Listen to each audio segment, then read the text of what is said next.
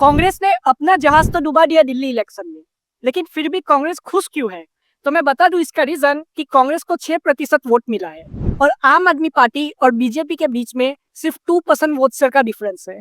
इसीलिए कांग्रेस खुश है क्योंकि आम आदमी पार्टी चुनाव हार चुकी है और 2% वोट शेयर ज्यादा लाके बीजेपी दिल्ली इलेक्शन में चुनाव जीत चुकी है।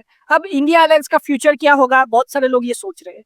मैं बता दूं कि इंडिया अलायंस का फ्यूचर क्या होगा, इससे पहले आम आदमी पार्टी को यह सोचना होगा कि उसका फ्यूचर क्या होगा और कांग्रेस को यह सोचना होगा कि उसका फ्यूचर क्या होगा।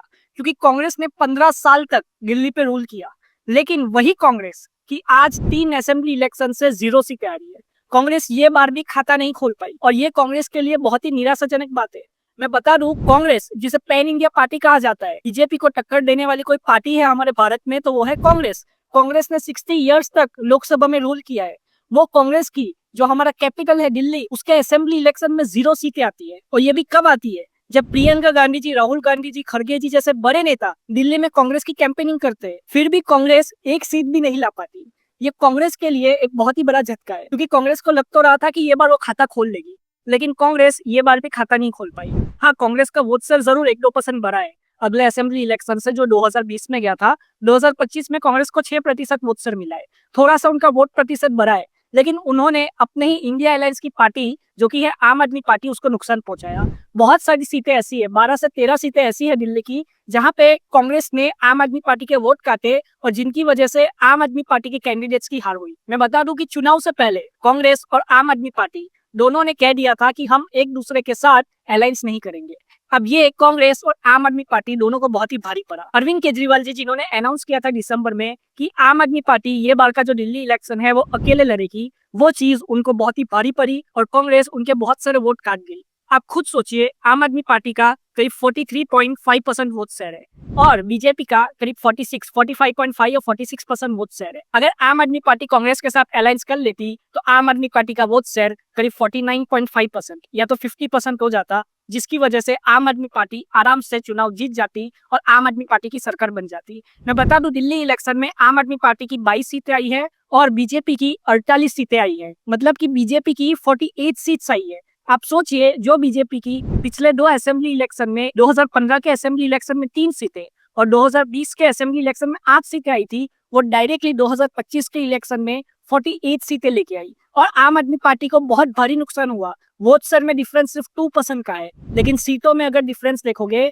आम आदमी पार्टी जिसकी 2020 में करीब 62 सीट्स आई थी दिल्ली असेंबली इलेक्शन में, ये बार उसकी करीब 22 सीटें ही आई है दिल्ली असेंबली इलेक्शन में और करीब 40 सीटों का नुकसान हुआ है आम आदमी पार्टी को। आम आदमी पार्टी को बहुत ही बड़ा झटका लगा, लेकिन यहाँ पे कांग्रेस जो है उसको कोई झटका ही नहीं लगा, क्योंकि कांग्रेस 2015 में भी 0 सीटें लाई थी, 2020 में भी 0 सीटें लाई और 2025 में भी 0 सीटें लाई। वैसे इंडिया अलायंस के मेंबर्स जो है, उनका ये कहना है कि कांग्रेस और आम आदमी पार्टी अंदर ही अंदर लड़ रही थी। यही वजह है कि कांग्रेस का ये हाल हुआ और आम आदमी पार्टी का भी ये हाल हुआ। जब तक अपोजिशन पार्टीज एक दूसरे से लड़ती रहेगी, तब तक अपोजिशन यूनाइट नहीं होगा। जैसे 2024 के लोकसभा चुनाव में अपोजिशन यूनाइट हुआ था, जिससे अपोजिशन को फायदा पहुंचा था। लोगों को दिख रहा था कि अपोजिशन यूनाइट है, इसीलिए लोगों ने अपोजिशन को वोट किया था। लेकिन ये बार ऐसा कुछ नहीं हुआ दिल्ली असेंबली इलेक्शन में। दिल्ली असेंबली इलेक्शन में कांग्रेस और आम आदमी पार्टी, जो कि लोकसभा इलेक्शन साथ में लड़ी थी, वो एक दूसरे के अगेंस्ट हो गई।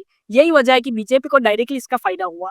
अब कांग्रेस को क्या फायदा हुआ? तो हो सकता है कि अब कांग्रेस को लग रहा हो कि आम आदमी पार्टी का जो पट्टा है वो साफ हो जाए और अब जो लड़ाई है वो डायरेक्टली कांग्रेस और बीजेपी के बीच में हो। लेकिन आम आदमी पार्टी को अभी भी हल्के में नहीं लेना चाहिए। कांग्रेस से बहुत ज्यादा वोट शेयर है आम आदमी पार्टी का। सिर्फ दिल्ली ही नहीं, पंजाब में भी आम आदमी पार्टी कांग्रेस की कॉम्पिटिटर है। यही वजह है कि दिल्ली और पंजाब दोनों इलेक्शन में कांग्रेस और आम आदमी पार्टी का अलायंस नहीं हुआ। अब अरविंद केजरीवाल जी ने अपनी हार स्वीकार कर ली है। अब कांग्रेस को तो हार स्वीकार करने की जरूरत ही नहीं है। एक भी सीटें नहीं आई, कांग्रेस की एक सीटें नहीं आई और करीब 67 सीट्स पे, 70 में से 67 सीट्स पे कांग्रेस की जो जमानत है वो जब्त हो गई। तो आप सोचिए कि कांग्रेस ने कैसा प्रदर्शन किया है ये बार के दिल्ली असेंबली इलेक्शन में, और वो भी तब जब राहुल गांधी जी, प्रियंका गांधी जी, खड़गे जी जैसे बड़े नेता कैंपेनिंग करते हैं कांग्रेस के लिए।